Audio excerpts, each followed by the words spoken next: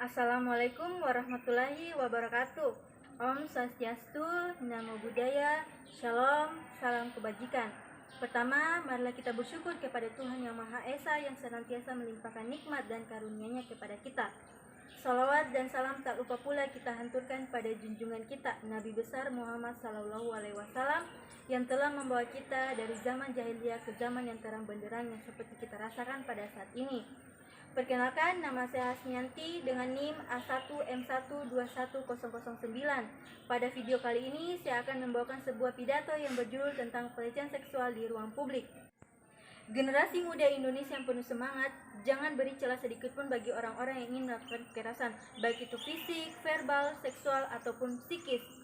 Seperti yang kita ketahui, kata pelecehan seksual sudah sering kali kita dengar di berita maupun dari kasus-kasus yang pernah beredar.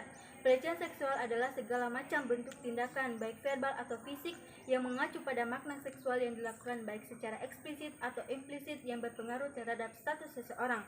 8 dari 10 perempuan pernah mengalami pelecehan seksual di ruang publik. Sementara mitos itu berkata pelecehan seksual hanya terjadi pada perempuan yang sedang sendiri, di tempat sepi, di malam hari, dan berbusana mini. Data memang menunjukkan sebagian besar pelecehan seksual masih menyasar perempuan. Lokasi yang paling banyak menjadi latar terjadinya pelecehan seksual adalah jalan umum, transportasi publik, lalu sekolah, dan kampus.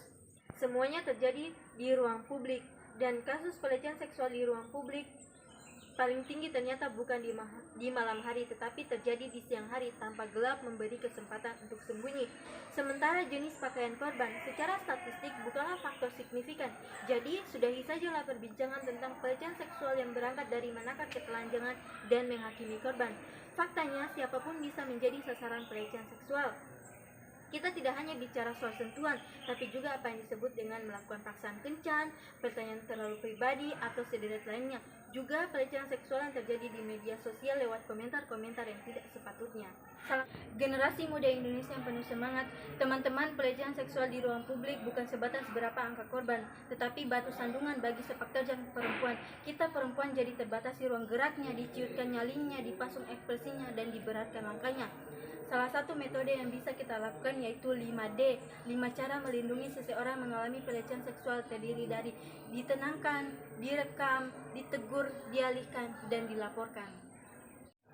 Generasi muda Indonesia yang penuh semangat, marilah kita hentikan stigma yang menyudutkan para penyintas karena untuk berbicara dan menceritakan semua itu tidak mudah. Selain melawan stigma di luar sana, mereka juga melawan diri mereka sendiri untuk akhirnya jujur dengan peristiwa yang mereka alami. Ada banyak hal yang bisa kita lakukan berdiri di samping penyintas. Yang pertama yaitu berhenti berasumsi bahwa korban yang meminta semua itu terjadi. Ingat, tidak ada satupun manusia di muka bumi ini yang ingin menjadi korban pelecehan seksual. Pepatah yang berbunyi ada sebab ada akibat. Jangan jadikan pembenaran atas tindakan para pelaku. Yang menjadi penyebab dan menjadi satu-satunya yang boleh disalahkan adalah nafsu bejat si pelaku. Selanjutnya yang kedua yaitu terima korban untuk berbaur dengan masyarakat. Tolong jangan jadikan penyintas kekerasan seksual adalah manusia yang paling asing. Ingat, korban bukanlah aib. Mari kita bantu para penyintas untuk bangkit dari rasa traumanya. Demikian yang dapat saya sampaikan. Terima kasih atas segala perhatiannya dan mohon maaf apabila ada kesalahan. Wassalamualaikum warahmatullahi wabarakatuh.